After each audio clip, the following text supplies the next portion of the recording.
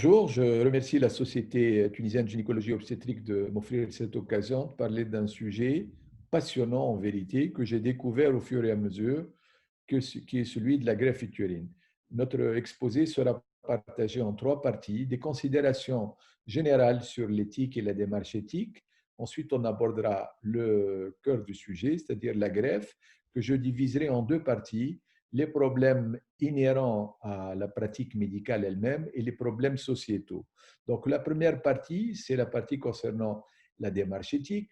Alors, les nouvelles possibilités apportées par la science et la technologie sont infinies, nous le savons, et surtout en matière de procréation, mais c'est au niveau de la pratique sociale que les choses se compliquent, avec des considérations économiques, politiques, culturelles, religieuses, des choix personnels, des choix sociétaux qui ne sont pas toujours en adéquation avec le progrès scientifique. Alors juste, je voudrais préciser trois choses.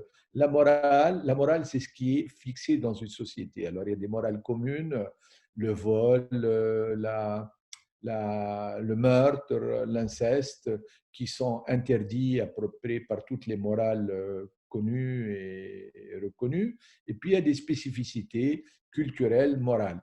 La loi, eh ben, c'est ce que vous savez, c'est ce qui permet à toute société de vivre d'une façon au moins harmonieuse, en tout cas de maintenir l'ordre. Et l'éthique, qui est le sujet de notre exposé, l'éthique concerne la démarche philosophique qui étudie ces valeurs et qui trouve la justification pour que nos actions, les actions du groupe ou de l'individu soient bonnes et permettent une vie harmonieuse. Alors, on peut se demander si tout ce qui est techniquement possible est humainement souhaitable, parce que nous pouvons faire des choses qui sont évidemment pas humainement souhaitables. L'attitude éthique, la démarche éthique qui permet de juger, c'est d'abord celle qui permet l'acceptation de l'autre et pas le rejet, qui remet en question notre démarche éthique, et celle que nous préconisons, toujours, elle remet en question nos convictions par rapport au regard de l'autre. Si je suis en train de faire ça, qu'est-ce que ça va impliquer pour l'autre? Donc, c'est une remise en question permanente de notre pouvoir, le pouvoir de la blouse blanche, mais il n'y a pas que la blouse blanche qui est concernée par l'éthique, mais en l'occurrence, on parle de blouse blanche, c'est notre pouvoir, est-ce qu'il est dans une action positive et est-ce que ceci est en accord avec nos convictions? Attention, je n'ai pas dit douter n'est pas ne pas avoir de conviction. On peut, en tant que professionnel de la santé, avoir des convictions et des opinions, mais c'est cette remise en question par rapport à l'autre qui est importante dans la démarche éthique. Pour y arriver, il faut comprendre et connaître soi-même, son histoire, sa culture, sa personnalité, l'autre, celui qui est en face, les autres qui sont à côté. Alors, beaucoup, malheureusement, au cours des études médicales, ne sont pas sensibilisés à cette histoire de se connaître soi-même, de connaître sa culture et sa personnalité. Certains, oui, mais pas tous. Et ceci pourrait poser des problèmes de discernement. Alors, les référentiels professionnels sont souvent partagés, les référentiels des intervenants de l'équipe soignante, un peu moins, les référentiels du malade et de sa famille, rarement dans notre éducation. Et ceci freine un peu la démarche éthique et la réflexion éthique dans notre profession. Cet ajustement des valeurs qui est nécessaire à la démarche éthique est vraiment important, surtout par rapport au sujet que nous allons traiter, qui est la greffe utérine, mais aussi toutes les démarches de début de la vie, et la procréation médicalement assistée, on va y arriver, ou la fin de vie. Alors, quels sont les enjeux sur la table? Ben, c'est respecter l'autonomie de l'individu. Et c'est vraiment extrêmement difficile, nous allons le voir, hein, comment respecter la volonté de l'individu lorsqu'il ne peut pas l'exprimer clairement. Quand je dis il ne peut pas l'exprimer, ça ne veut pas dire qu'il est dans le coma ou qu'il est inconscient ou qu'il est incapable, mais cette capacité d'exprimer la volonté, l'expression de l'autonomie est souvent brimée, bridée, surtout dans certaines catégories sociales, à travers le genre, toutes les femmes dans nos sociétés ou dans les sociétés en général ne peuvent pas s'exprimer librement. Et quels sont les critères de validité d'une décision? C'est-à-dire, d'accord, c'est pour faire le bien souvent, mais est-ce suffisant de dire ça? Non. Quels sont les critères de validité de ma décision de faire ou de ne pas faire telle chose? Troisième chose qui est importante dans les enjeux éthiques, c'est ne pas faire du mal. Et moi, je dis souvent que le premier critère éthique, c'est la compétence. Quand on est incompétent dans un domaine ou dans une technique chirurgicale, on peut avoir toutes les réflexions éthiques possibles et imaginables. Ce qu'on fait n'est pas éthique parce qu'on expose le patient qui a confiance en nous à des risques inconsidérés. Par ailleurs, la compétence et la maîtrise des gestes n'excluent pas qu'il faut se donner des limites. Donc, la malfaisance, elle peut être partir de très bonnes intentions pour faire des choses qui ne sont pas acceptées par le malade ou par la société. Ensuite, quelle interaction avec l'économie de santé? On peut aussi initier des thérapeutiques ou des gestes qui ont un impact positif pour l'individu, mais qui détruisent un système de santé. Et les exemples sont multiples. Ces quatre principes, autonomie, bienfaisance, non-malfaisance, justice, sont les principes éthiques selon lesquels maintenant la plupart des institutions raisonnent, mais ils ne sont pas les seuls. On peut les classer différemment, on peut mettre la bienfaisance au-dessus, on peut mettre la justice, qu'on peut aussi appeler équité. C'est différent, l'équité de la justice, mais aussi l'équité sociale, on peut la mettre en haut des valeurs. Chaque société, les anglo-saxons mettent l'autonomie comme première valeur. Chaque société envisage les enjeux éthiques selon sa culture, ses choix, etc. Alors l'éthique n'est pas une discussion autour d'un verre ou dans un café, elle se pratique aussi. Elle se pratique à travers la délibération. Un sujet est posé sur la table, et ben, il faut délibérer. Il faut accepter les opinions de tous les acteurs qui sont comment dire, impliqués ou qui peuvent être impliqués à travers un raisonnement inductif en partant de l'histoire d'un individu ou d'un patient. On peut aussi avoir une démarche intellectuelle et pratique à travers l'histoire d'un individu. Et chaque individu a une approche différente, ou à travers un raisonnement hypothéco-déductif, c'est-à-dire, voilà, à partir est-ce que le principe d'autonomie est remis en cause? Est-ce que l'équité est remise en cause?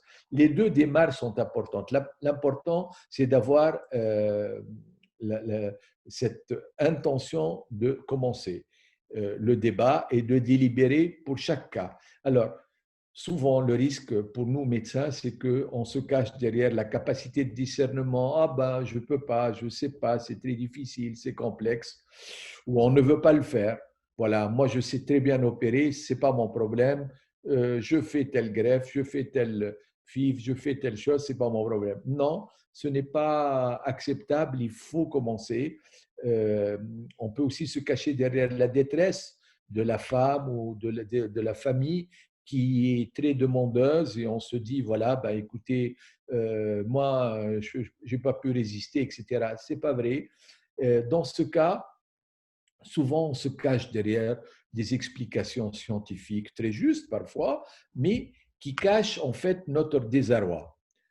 Souvent, d'ailleurs, ces explications scientifiques permettent une unification du groupe parce que c'est le terrain sur lequel on peut s'entendre.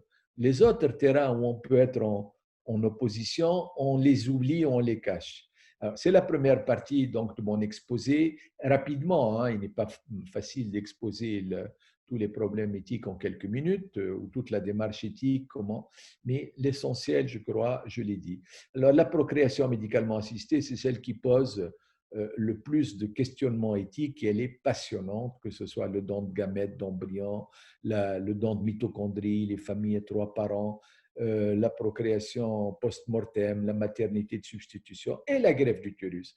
Alors, la greffe d'utérus est passionnante parce qu'elle pose beaucoup de problèmes. C'est une situation à risque où le bénéfice peut être réel, mais aussi les risques sont importants et la technique, elle est certes importante, mais elle est maîtrisée. Comme vous le savez, la greffe humaine commençait il y a plus de 70 ans, s'est développée de telle sorte que vraiment c'est devenu une pratique quotidienne, la greffe de rein, de cœur, de foie, etc., etc., etc. Donc il y a beaucoup de réflexions là-dessus, mais l'utérus a des spécificités. La greffe utérine n'est pas comme n'importe quelle greffe. J'attire votre attention sur le rapport établi par le Comité international de bioéthique sur les sujets éthiques et auxquels j'ai eu l'honneur de participer autour de la procréation médicalement assistée et de la parentalité. Alors, le questionnement éthique proprement parlé. On a vu la démarche, maintenant on voit le questionnement éthique, le don d'organes, on va commencer par le don d'organes et on va finir par les aspects culturels et sociaux liés à la reproduction, à la parentalité. J'ai fait un peu la littérature, évidemment, autour du sujet, et il y a une littérature assez intéressante, pas très abondante, autour de la transplantation de l'utérus. J'ai trouvé cet article un peu ancien, de 2016, une revue de la littérature, une revue de la littérature. Donc, la greffe de l'utérus, vous le savez mieux que moi, les premières naissances vivantes ont commencé en septembre 2014 et les donneuses vivantes, à partir des donneuses vivantes. Et en 2018, il y a eu des donneuses décédées avec une greffe qui a réussi, qui aboutit à une procréation. Et jusqu'à récemment, on comptait plus d'une dizaine de naissances à partir d'utérus greffés. Quelle est la particularité? Vraiment, j'aime bien cette diapositive. Les techniques ont permis de scinder la maternité génétique, sociale, l'adoption par exemple, et gestationnelle, la grossesse pour autrui. Et cette greffe d'utérus permet de regrouper le plus souvent les trois concepts, c'est-à-dire le désir d'être enceinte, le désir d'avoir un enfant et la parentalité, d'être parent. C'est quand même passionnant, hein, cette façon d'offrir à quelqu'un qui ne peut pas avoir d'enfant pour une raison spécifique ces trois paramètres à la fois, ce que ne font pas d'autres techniques et qui scindent le sujet, encore une fois, à travers le don ou à travers la grossesse pour autrui ou autre chose.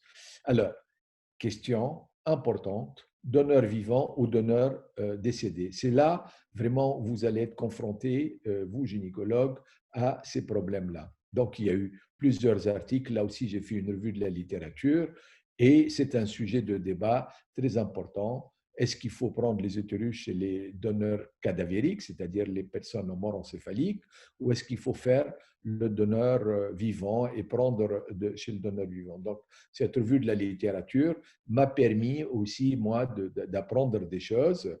Donc, le donneur vivant, il a des avantages. Le dossier médical de la donneuse est connu, ce n'est pas comme la donneuse décédée qui, par définition, en mort encéphalique, qu'on ne connaît pas très bien. Le temps, comme on est préparé, que toute l'équipe est préparée donc, et qui est dédié uniquement au prélèvement de l'utérus, le temps d'ischémie froide est très court. Et puis, on peut choisir l'utérus en fonction de l'histocompatibilité, donc réduire les besoins en immunosuppression, etc. Donc, il y a des avantages réels au don du vivant.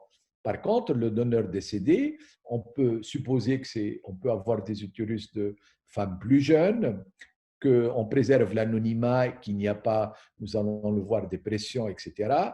Et que ces donneuses décédées soient plus nombreuses si la technique, si la pratique du prélèvement d'organes se généralise comme ça l'est en Europe et en Occident. Mais ce n'est que la partie visible du problème.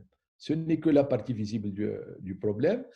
Les donneuses vivantes, si on devait critiquer l'approche chez le don du vivant, c'est une approche utilitariste, c'est-à-dire que voilà, votre utérus va servir à quelqu'un d'autre et c'est utile et c'est comme si le fait de donner naissance prenait le dessus sur toutes les autres considérations. La liberté de consentement, surtout quand il s'agit de sujets apparentés, elle est vraiment, vraiment douteuse et nous allons y revenir. Elle permet, certes, dans nos pays, par exemple, où il y a très peu de prélèvements d'organes encore, malheureusement, de pallier à la pénurie d'organes. Donc, c'est la voie de facilité, encore une fois, mais on peut aussi imaginer que si on veut développer la technique chez nous, il est probablement plus intéressant de commencer par les donneuses vivantes parce qu'on est dans le calme, on n'est pas dans des circonstances où il faut quand même travailler avec d'autres équipes, la personne n'est pas préparée forcément comme il faut, etc. Donc, le bénéfice-préjudice est à évaluer, mais les donneuses vivantes pourraient constituer une solution. En revanche, pour les donneuses décédées, les sujets sont d'une autre nature. D'abord, est-ce qu'il faut commencer par prélever l'utérus ou non? Quand on prélève l'utérus au début, beaucoup de gens se sont plaints des équipes qui l'ont fait parce qu'ils disent qu'il y a un risque de contamination, parce qu'on donne une importance à l'utérus comme si l'utérus passait avant des organes vitaux comme le cœur, parce que derrière le prélèvement de cœur ou de foie, il y a des gens qui sont en désespoir. Ils attendent cet organe pour pouvoir vivre, alors que l'utérus, c'est quand même un choix, un désir, plus qu'un choix vital.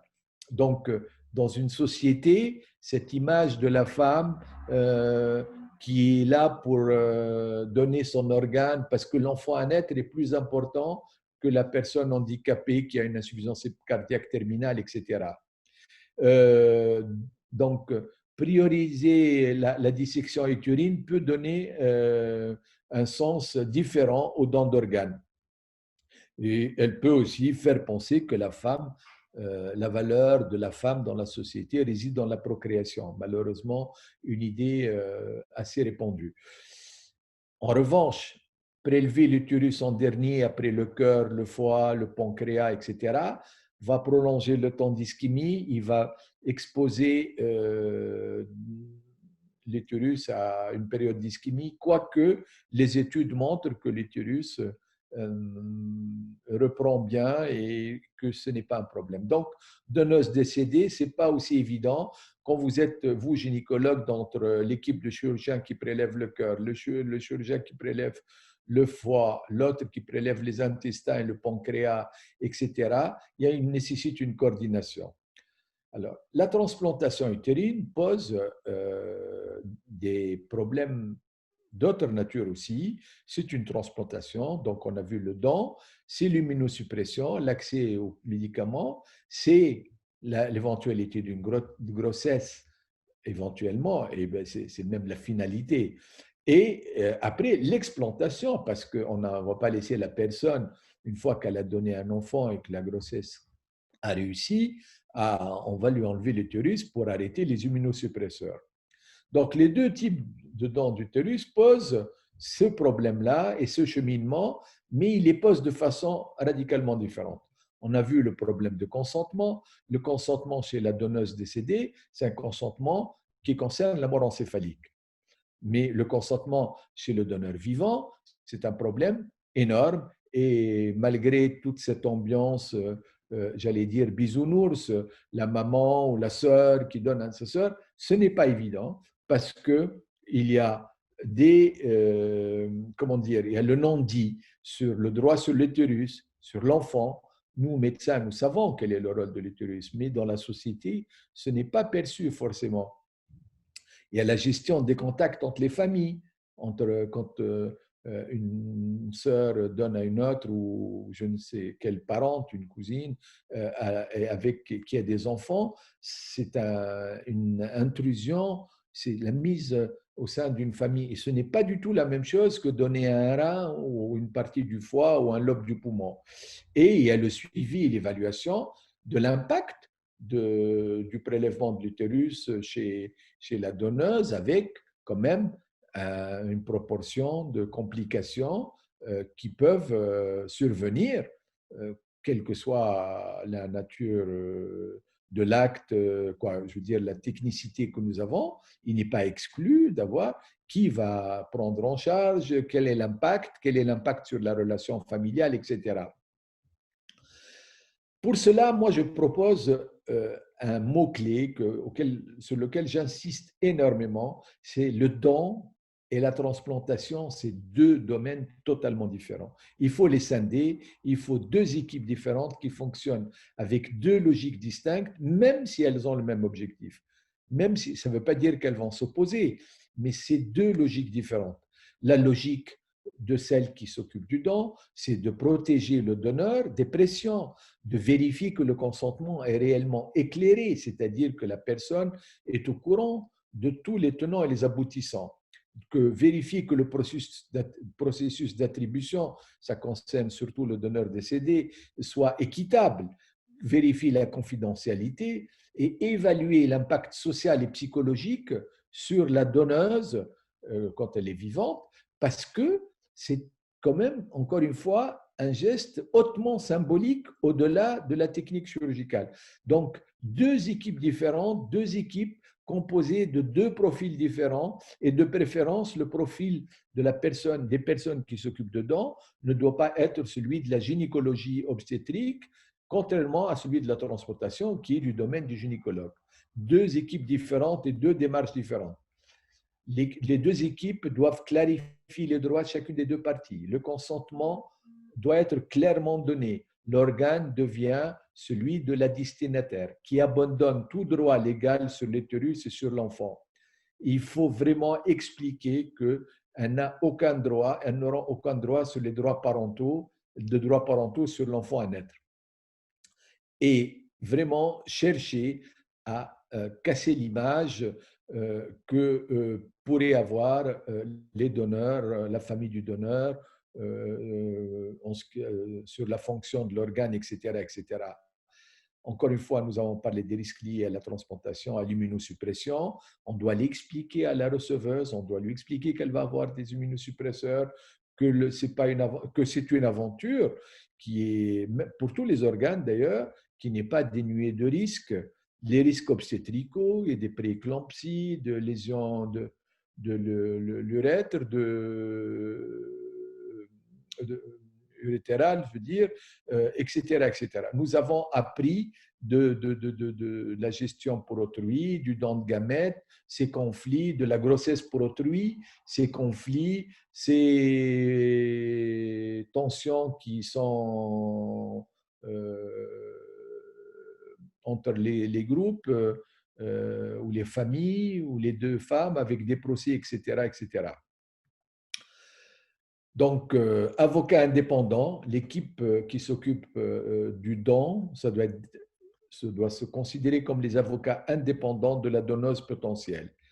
Et ils doivent tout faire pour promouvoir son autonomie et vérifier que les liens étroits en matière de donneurs vivants qui unissent la donneuse et la receveuse, même s'ils sont impossibles à démêler, sont au moins clairement exprimés. Limiter les pressions externes sur la décision, hein, c'est vraiment la détresse de ne pas avoir un enfant et de demander à l'autre qui a eu 4 enfants ou 5 enfants de donner son utérus, etc. Et ne pas soumettre le raisonnement de la donneuse à celui de la destinataire. Elle ne doit pas lui prendre la tête avec ses histoires, protéger ses droits, lui dire qu'elle peut se retirer à tout instant, même quelques minutes avant le prélèvement, s'assurer qu'elle est pleinement informée. Ceci protège toutes les parties et surtout nous, les médecins, parce que cette démarche éthique, cette démarche constructive permet d'éviter les tensions que pourraient subir les procès et les médecins. Pour cela, il faut éviter le paternalisme. Nous sommes là pour éclairer, pour donner, mais nous ne sommes pas là pour décider à la place des autres. Et surtout, expliquer que donner un organe, c'est très beau, etc. Mais est-ce que vous êtes vraiment prête? Est-ce que vous acceptez de voir votre cousine ou votre sœur enceinte et est-ce que vous êtes prêt à le vivre? Parce que la bienfaisance et la recherche de la récompense émotionnelle de ce don altruiste peut être négative et camoufler un certain ressentiment qui pourrait surgir après et poser beaucoup de problèmes. Évaluer la capacité de prise de décision garantissant un consentement éclairé, c'est très important. La capacité de prendre des décisions sans pression. Souvent, il y a une dépendance économique, il y a une dépendance affective, il y a des dettes morales qui ont été accumulées de l'une des deux parties. Ceci est difficile à démêler, j'en conviens, mais il faut le faire. Donc, cette décision doit être prise ensemble. Et les équipes, après, se retrouvent, après plusieurs démarches, se retrouvent pour décider ensemble avec tous les acteurs, sans exception, donneurs, receveurs, l'équipe médicale, tous ceux qui interviennent. Alors, je passe rapidement, j'ai été un peu lent là-dessus, mais c'est un aspect. Pour les dons d'organes cadavériques, il y a des critères d'attribution aussi qui ont été développés. La motivation à rechercher un traitement vraiment est importante. L'âge de la receveuse, plus elle est proche de la fin de sa vie de procréation, plus elle est, comment dire, euh, prioritaire, la capacité à éduquer des enfants, la stabilité financière, la stabilité du couple, etc. Ça, c'est vraiment toute l'équipe qui s'occupe du don qui doit s'en occuper et en commun accord avec celle qui s'occupe de la transplantation. La nature du traitement contre l'infertilité, le gynécologue, il sait les capacités de donner ou non, est-ce que c'est un problème? Ça, c'est très important. Les 4 paramètres avec des sous-groupes que je ne vais pas détailler, sont à mettre dans la balance quand il s'agit d'octroyer des organes euh, de donneurs décédés. La Société internationale de transplantation utérine préconise la mise en place d'un recueil de données et la mise en place d'un registre international pour permettre de développer cette technique qui, encore une fois, séduisante puisqu'elle permet de répondre comment dire, vraiment un vœu et d'avoir une grossesse et de faire le bonheur de quelques-uns. Mais ce n'est pas aussi simple qu'on pourrait le penser, même si techniquement, c'est quelque chose qui est faisable. Voilà, le don d'utérus, à mon avis, du vivant est justifié à l'état actuel et n'est pas du tout quelque chose d'aberrant pour le moment. Je pense qu'il faut développer le donneur cadavérique, mais le donneur du vivant, le donneur d'utérus vivant actuellement est une technique qui permet de développer cette pratique à condition qu'elle soit entourée de ces précautions. Alors, nous allons passer à la dernière partie qui est celle sociétale, si j'ose dire. Alors, la parentalité est un concept, une institution sociale et juridique qui inclut les parents, l'enfant et la société. Et les débats posés par la procréation médicalement assistée n'est pas seulement en rapport avec le souhait d'une femme ou d'un couple ou d'un homme d'avoir des enfants, mais aussi c'est celui de la société et de l'enfant à naître. L'enfant à naître doit être au cœur de toute notre réflexion et c'est son intérêt qui doit chaque fois prévaloir. Un couple qui est instable, une situation où la mère est dans l'incapacité d'avoir d'élever des enfants doit être notre souci. Je ne sais pas ce que vous en pensez, mais est-ce que le fait d'avoir un enfant, c'est un désir ou un droit? Parce que la procréation n'est pas uniquement un événement naturel que la société a depuis toujours accepté en donnant la responsabilité parentale aux parents biologiques. Tout ça est en train de changer rapidement et il repose la question du droit à un enfant. Est-ce que notre société accorde le droit à chaque femme d'avoir un enfant? Est-ce que c'est un désir auquel on doit répondre? Ce n'est pas du tout évident. Les réponses ne sont pas évidentes, euh, d'autant plus qu'encore une fois, tout a été chamboulé puisque on peut avoir des enfants, les élever sans les avoir mis génétiquement au monde ou sans les avoir portés, etc., etc. Tout ça repose cette question de la maternité biologique, sociale, génétique, et donc par conséquence le fait que avoir un enfant n'est plus uniquement quelque chose, un caprice ou un souhait très fort, mais quelque chose que beaucoup de femmes déclarent comme étant un droit. Dans cette démarche, et vous allez voir où je veux en venir, c'est nous médecins, on ne doit pas imposer notre vision, nous, blouse blanche, on va dire, notre propre vision de ce que c'est une bonne mère. Et là, je vous pose la question, et c'est là où je voulais en venir, c'est tôt ou tard, les questions se posent sur est-ce qu'une femme non mariée peut avoir des enfants? Est-ce qu'un couple du même sexe a le droit d'avoir des enfants? Est-ce que une femme, une veuve peut avoir des enfants? Mais ça, on en a parlé, etc., etc. Donc, vous voyez que la question de la procréation n'est plus aussi posée en termes de voilà, une femme a un enfant, elle l'élève, etc. Elle est posée en d'autres termes et c'est un chamboulement total qui nécessite une réflexion éthique profonde.